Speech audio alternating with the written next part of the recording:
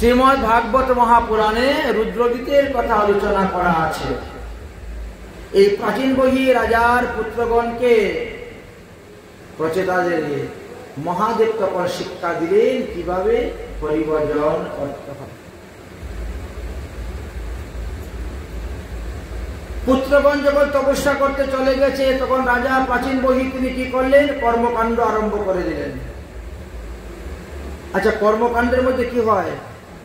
কর্মকাণ্ডের মধ্যে বেশিরভাগ দেবদেবীর পূজা হয় আর পশু আদি জীবগুলাকে হত্যা করা হয়। এই জন্য বললেন কর্মকাণ্ড জ্ঞান কাণ্ড কেবল বিষের ভাণ্ড, অমৃত বলিয়া যেবা খায়, নানা যদি সদা পীরে কদর্য ভক্ষণ করে, তার জন্ম অধূপ করতে যায়। রাজা প্রাচীর বই কর্মকাণ্ড করতে গিয়ে তিনি পশু হত্যা করতে আরম্ভ করলেন। দেবশ্রী নারদের বড় দয়া হলো এগুলা দেখে। তিনি এসে বলেন, হে রাজন, ধ্রুবের বংশের তোমার জন্ম হয়েছে। আমরাও অনেক পাপী লোকের সঙ্গ করি, পাপী লোককে দেখি, কিন্তু তোমার মতো পাপী লোক কোথায় দেখিনি। তুমি এক একটা প্রাণীকে হত্যা করে করে দেবদেবীর পূজা করতেছো, কর্মকাণ্ড নিয়ে পড়ে আছো, কিন্তু তার পরিণাম কি হবে তুমি একবার ভেবে দেখেছো? তোমার তো চর্মচক্ষু, এদিন দেখতে পাও না। আমি তোমাকে দিব্য চক্ষু প্রদান করতেছি, একবার আকাশের দিকে তাকিয়ে দেখো তো, স্বর্গের দিকে। যেই তাকালেন দেখেন যতগুলা পশুকে তিনি বধ করেছেন সবাই ঘাড় লোহার শিং নিয়ে দাঁড়িয়ে আছে তোমার মারার জন্য। আসুন রাজা, তুমি যখন আসবে তখন তোমাকেও আমরা ওইভাবেই মারব। দিব্য চক্ষু না হলে ওইসব দেখা যায় না, বোঝা যায় না, অনুভব করা যায় না। চর্মচক্ষু বলেছে। একটা পাঠাকে একজন বলি দিতে গিয়েছে, তো পাঠা হাসছে আর পাতা খাচ্ছে, ঘাস খাচ্ছে আর হাসছে। তো লোকটা বলছে, তোর একটু ভয় নাই, প্রাণের ভয়? তোকে এখন বলি দিতে যাচ্ছি আর তুই হাসতেছিস? বলে, আমি যে মরবো তার জন্য তো হাসতেছি না, আমি হাসতেছি তোমার মতো বোকাকে দেখে। আমি সারা জীবন ঘাস খাওয়ার পরে যদি আমার এই পরিণতি হয়, তো তুমি পাঠার মাংস খাই দেবো, তোমার পরিণতিটা কি হবে সেটা চিন্তা করে আমি হাসতেছি। আমি তো কোনো প্রাণীকে হত্যা করি নাই, আমি তো কোনো জীবকে হিংসা করি নাই, আমি তো কোনো প্রাণীকে দুঃখ দিই না, আমি তো ঘাস খেয়ে বড় হয়েছি। আর তারপরেও আমার কপালে এই ছিল বলি চড়াতে। তোমার কপালে কি লেখা আছে এখন বুঝে নাও, তুমি যতগুলো পশুকে বলি করছো। এই বলি শব্দ নিয়ে আলোচনা করা আছে পদ্মপুরাণে মহাদেব পার্বতী সংবাদে। ওখানে মহাদেব আর পার্বতীর মধ্যে আলোচনা হয়েছিল এই প্রসঙ্গ নিয়ে। তখন পার্বতী বললেন যে না, আমার অনেকগুলো রূপ আছে, আমার এই সমস্ত রূপের মধ্যে কোন রূপে যে জীব হিংসা করে, প্রাণী হত্যা করে আমার নামে বলি দিবে, এটা আমি চাই না। যেখানে প্রাণী হিংসা হয় সেখানে আমি থাকি না, ওখান থেকে ওই মূর্তি থেকে আমি অদর্শন হয়ে চলে যাই। যে মম অর্চনম, যে মম অর্চনম মৃত্যুত্বং প্রাণী হিংসন তৎপরা তৎ পূজনম মম অমধ্যম দূষয়ম তৎ অদুগতি। আমার পূজা করতে গিয়ে যে সমস্ত আমার ভক্তগণ আমার নামের দোয়াই দিয়ে জীবহিংসা করে,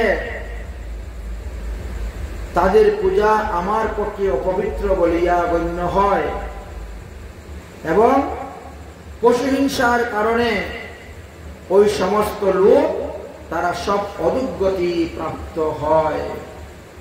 মমার্তে শিবং কুর্বন্তি তামসাম জীবঘাতিন।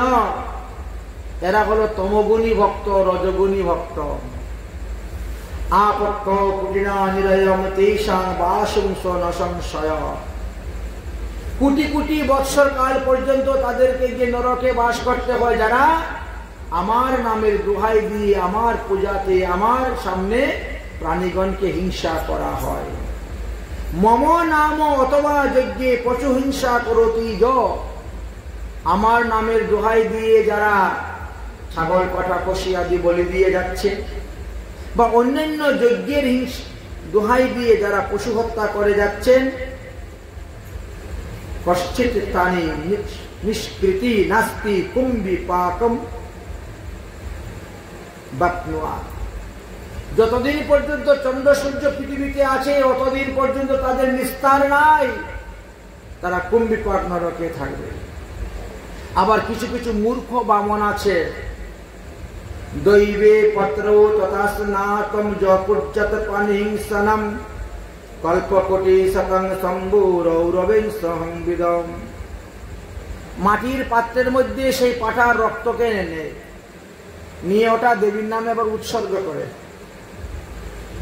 বললেন এরা জানে না যে এই রক্ত পচার পরে পুজ হয় এবং সেখানে কৃমিকুল উৎপন্ন হয়, কোটি কোটি কল্পকাল গিয়ে সেই পুজকে তাদেরকে ভক্ষণ করতে হয়।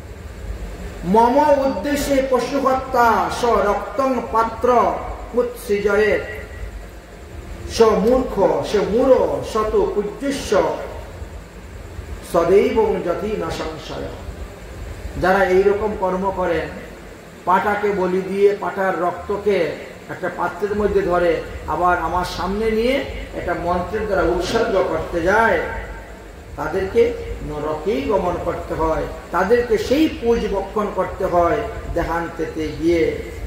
যুপকাষ্টে পশু হত্যা ন পূজা তদম কর্দম, একটা যুপকাষ্টের মধ্যে ঢুকিয়ে পাটাকে যখন বলি দেওয়া হয়, পাটার এই রক্তের দ্বারা যতগুলা মাটির ধূলিকণা ভিজবে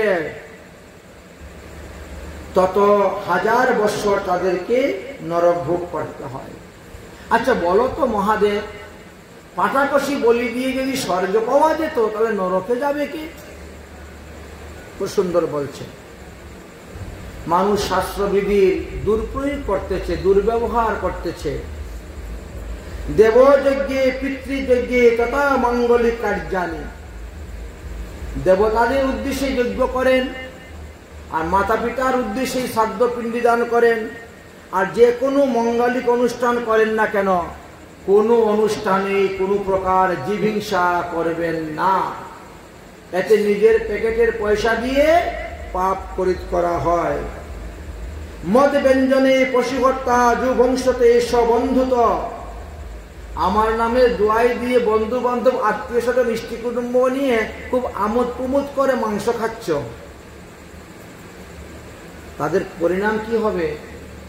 তত্র গাত্র লুম সংকট, তত্র গাত্র লুম সংকার রসি পত্র বনেই বসে, ওই পাটার শরীরে যতগুলা লোম আছে তত হাজার বৎসর অসিপত্র নামক নরকে গিয়ে তাদেরকে বাস করতে হইবে, বন্ধু বান্ধব আত্মীয় সবাইকে।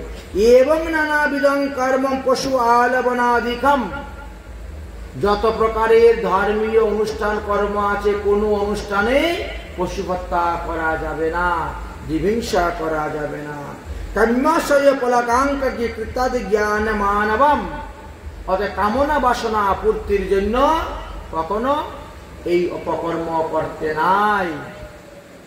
যদি দিতে হয় তোমার দেহের মধ্যে কাম ক্রোধ লোভ মোহ মদ মৎসর্য দম্ভ সহ 6টা পশু বসে আছে, এই 6 পশুকে তুমি বলি দাও, তবেই তুমি ভগবত পাদপদ্ম লাভ করতে পারবে, ভক্তি মার্গে অগ্রসর হইতে পারবে।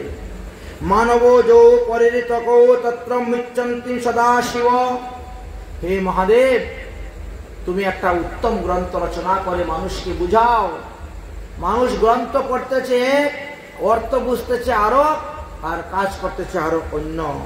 সর্ববিষ্ণু ময়ত্তেন ন কুর্যাৎ প্রাণী হিংসনাম, সমস্ত প্রাণীদের মধ্যেই ভগবান পরমাত্মা রূপে বিরাজ করিতেছেন, অতএব কোনো প্রাণীকে হিংসা করা বধ করা উচিত নয়। পৃথিবীতে খাবারের বস্তুর কোনো অভাব নেই, পাটা মাছ মাংস খেলেই যে আপনি অমর হয়ে যাবেন তা তো নয়, মৃত্যু আপনাকে অবশ্যই বরণ করতে হইবে। উপদেষ্টা বদেহন্তা হত্যা কর্তা চ বিক্রহী উৎসর্গ কৃতাম জীবনং জীবনাৎ সর্বেষাং নরকম ভবেৎ, বললেন যে যারা উপদেশ দেয়, এই কালী পূজায় পাঠা বলি দে, তারা নরকে যাবে। যারা পাঠার ঠ্যাং দুইটা পিছন দিয়ে টেনে ধরে, তারা নরকে যাবে। যারা বলিচ্ছেদ দিয়ে পাঠাকে খণ্ডিত করে, তারা নরকে যাবে।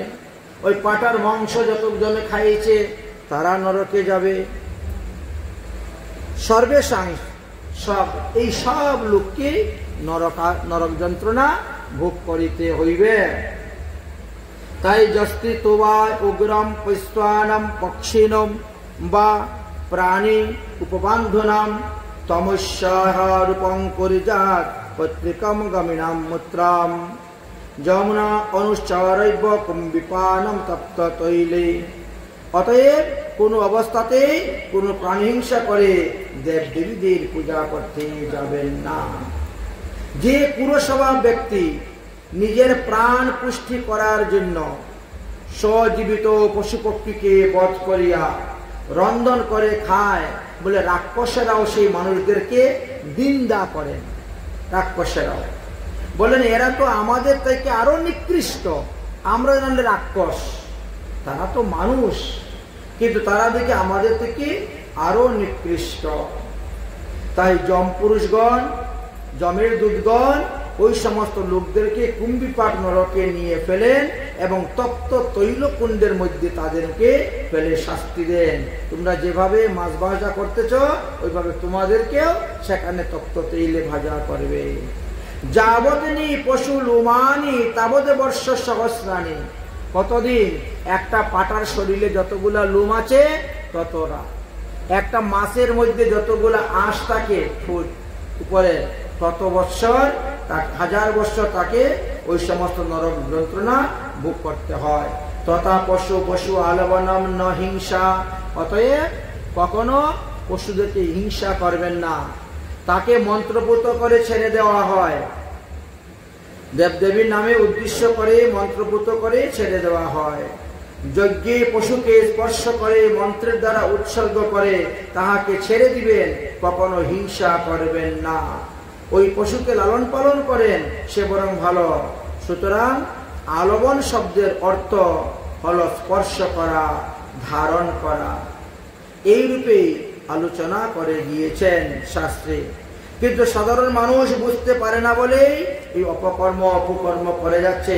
হে মহারাজ প্রাচীন বহি, তুমি যে দেহকে পোষণ করার জন্য তুমি জীব হত্যা করে যাচ্ছ, ওই দেখো জীবগণ সব দাঁড়িয়ে আছে, আর পরে তারা তোমাকে বধ করবে, তোমাকে হত্যা করবে, তুমি সাবধান হও। তুমি জানো এই কর্মকাণ্ড করতে গিয়ে, দুর্গা পূজা করতে গিয়ে সর্বপ্রথম সুরত রাজা দুর্গা পূজা করেছিলেন, আর দুর্গা পূজা করার সময় তিনি মহিষ বলি দিয়েছিলেন। সেই মহিষ তিনার আগে স্বর্গে চলে গেল, আর স্বর্গের দরজার মধ্যে দাঁড়িয়ে আছে, হে রাজন আপনি আসুন, তখন আপনাকে আমি সেইভাবে বধ করব। লোহার শিং নিয়ে মহিষ দাঁড়িয়ে আছে। দুর্গা পূজা কাজে সমাপ্ত হইল। দুর্গা পূজা করতে করতে সুরত রাজা বৃদ্ধ হইলেন, তিনি মারা গেলেন। মারা যাওয়ার পরে তিনি স্বর্গে যখন রওনা হলেন, তখন মহিষ শিং নেড়ে তেড়ে আসছে মারার জন্য। তিনি ভয়ে ভীত হয়ে বলছেন, মা দুর্গা, দুর্গতি নাশিনী, তুমি আমাকে রক্ষা করো, রক্ষা করো, রক্ষা করো। মা দুর্গা দেখলেন যে এই মহিষের হাত থেকে তিনি তাকে রক্ষা করতে পারবেন না, কারণ প্রতিটা জীবকে তার কর্মফল ভোগ করতে হয়। কি করা যাবে? সে আমার ভক্ত, আমার এত আরাধনা করছে, তপস্যা করছে, অতএব তার একটা বিহিত করতে হবে। এই জন্য মা দুর্গা কি করলেন? সুরত রাজাকে একটা খেজুর গাছ বানিয়ে দিয়ে দিলেন। আর খেজুর গাছের মধ্যে আর কত শিং মারবে মহিষে? দেখেন তো খেজুর গাছ কত শক্ত, কত মজবুত। এই জন্য বৃন্দাবনে সপ্ত দেবালয়ে খেজুর ভোগ লাগে না, কেউ খেজুর ভোগ লাগায় না, খেজুরের গুঁড়ো ভোগ লাগায় না। সুরত রাজা খেজুর গাছ হয়েছে, ভগবানের সেবায় লাগায় না, অন্যান্য জায়গায় লাগায় না।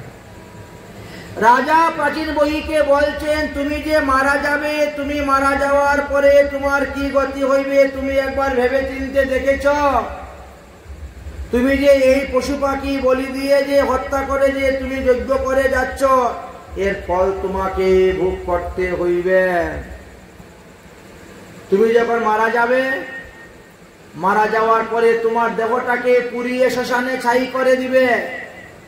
তাই বলে কি তোমার পাপ পুণ্য শ্মশানে পুড়িয়ে ছাই করা যায়? পাপ পুণ্য কখনো ছাই করা যায় না। তোমার এই পাপ পুণ্য সূক্ষ্ম দেহের সঙ্গে যাবে। তোমার এই দেহটা পতন হয়ে গেলে পরে কি হয়, তোমার এই জীবাত্মা 3 দিন তাকে অগ্নিতত্ত্বে, 3 দিন থাকে জল তত্ত্বে, 3 দিন থাকবে বায়ু তত্ত্বে। তাহলে কি হলো, 3 তিরিঙ্গা 9 দিন হয়ে গেল। 10 দিনের দিন তোমার পুত্রগণ যাবে ঘাটের কাজ করার জন্য, মস্তক মুন্ডন করে শুদ্ধ হবে, আর তোমার উদ্দেশ্যে 10টা পিণ্ডি দিবে, তাই না?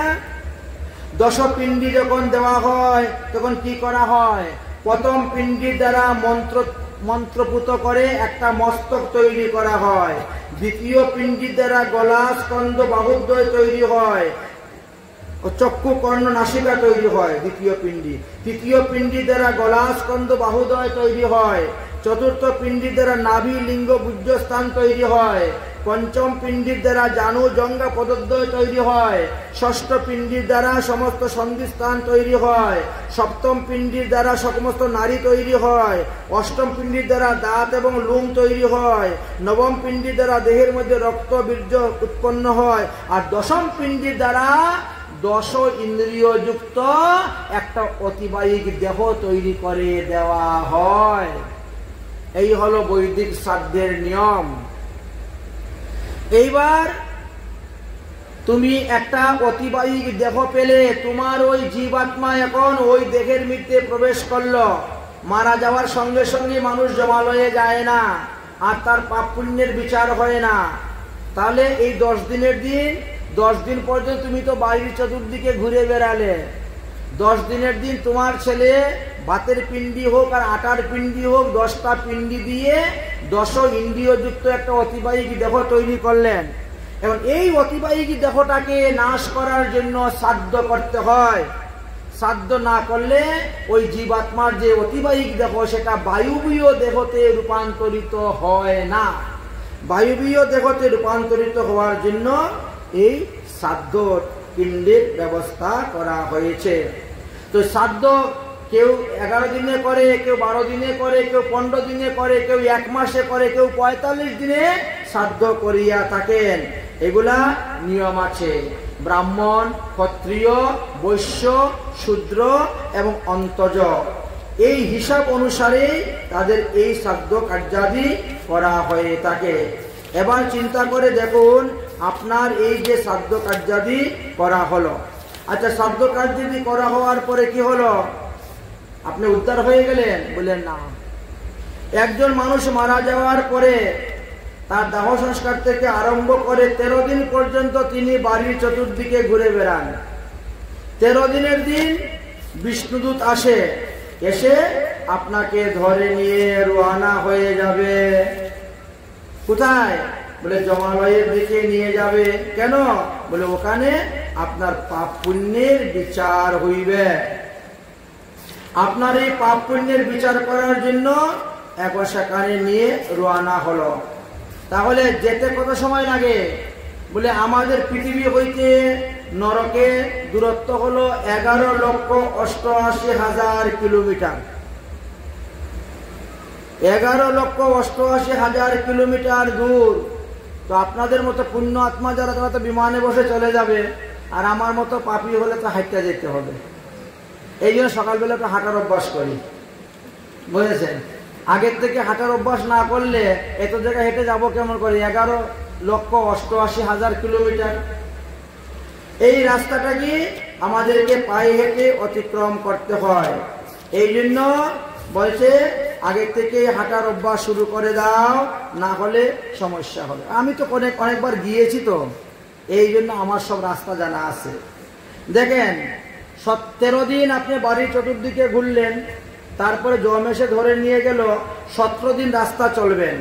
17 দিন রাস্তা চলার পরে আপনি এবার গেলেন গিয়ে আপনি উপস্থিত হলেন একটি স্থানে।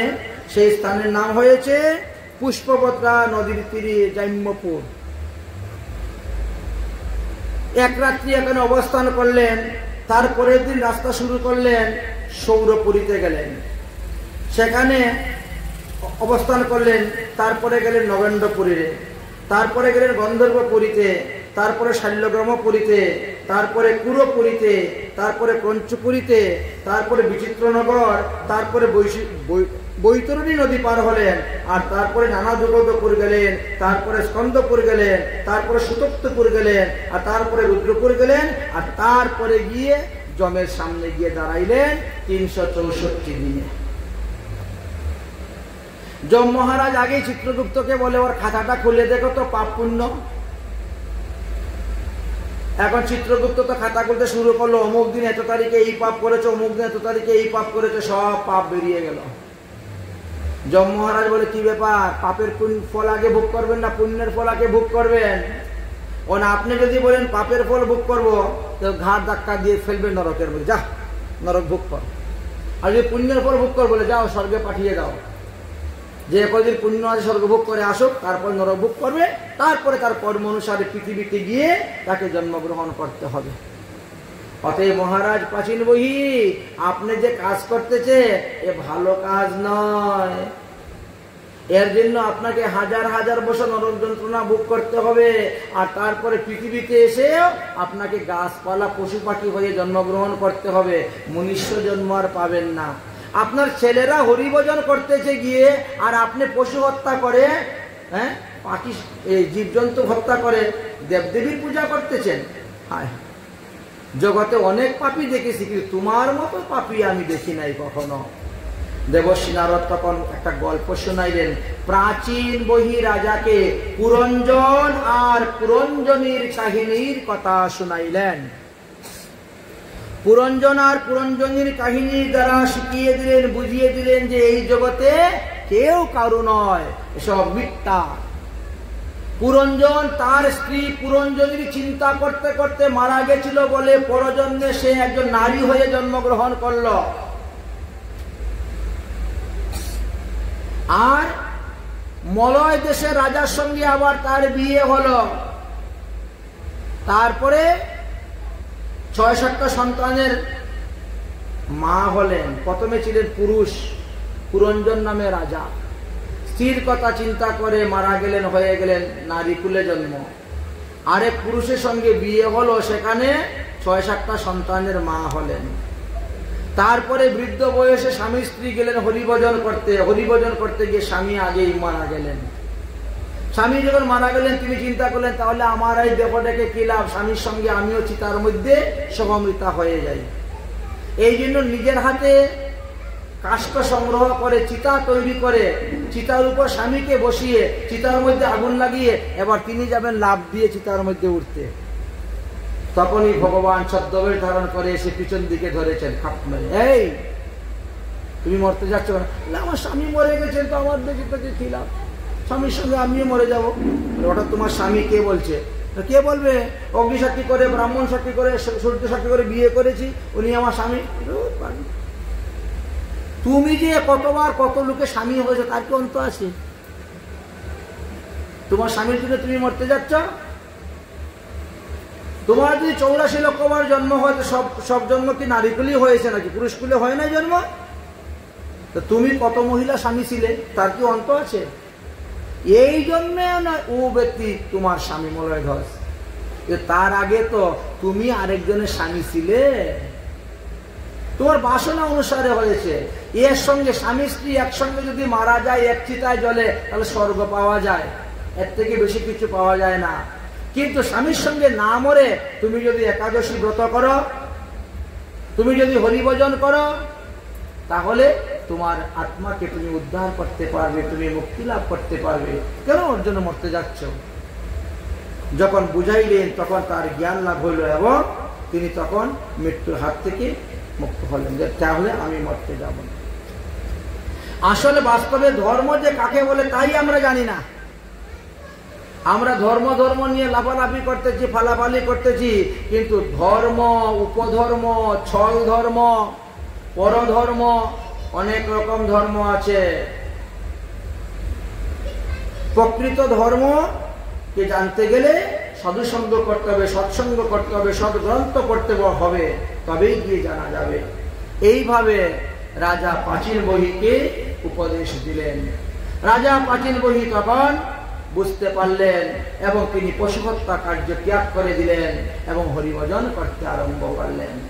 এদিকে তিনার পুত্রগণ প্রচেতাগণ তারাও যজ্ঞ করলেন আর তারা তপস্যা সিদ্ধি লাভ করলেন, ভগবানের কাছে বর চাইলেন, সেই বর প্রাপ্ত হয়ে তারা বাড়িতে ফিরে আসলেন। অতঃপর তারা বিবাহ করলেন ব্রাক্সী মারিসাকে এবং ব্রাক্সী মারিসার গর্ভে ওই প্রজাপতি দক্ষ আবার জন্মগ্রহণ করলেন, যিনি ছাগলের মাতা হয়েছিল, যিনি মহাদেবের অভিশাপ প্রাপ্ত হয়েছিলেন বা নন্দীর অভিশাপে প্রাপ্ত হয়েছিলেন, বারবার জন্মগ্রহণ বারবার মৃত্যু, তাই তিনি আবার জন্মগ্রহণ করলেন। তারপরে তিনি বিবাহ করলেন। বিবাহ করার পরে তিনি 10,000 পুত্র সন্তান উৎপাদন করলেন। 10,000 পুত্র উৎপাদন করে বলছেন, যাও তোমরা হরিভজন করো। হরিভজন করতে গিয়ে নারদের উপদেশে নিরুদ্দেশ হয়ে চলে গেলেন। পরে আরো 1,000 সন্তান উৎপাদন করলেন, তারাও হরিভজন করতে চলে গেল। 11,000 পুত্র যখন সাধু হয়ে গেল, তো তিনি সৃষ্টি কার্য করবে কে দিয়ে, প্রজা বানাইবে কে দিয়ে?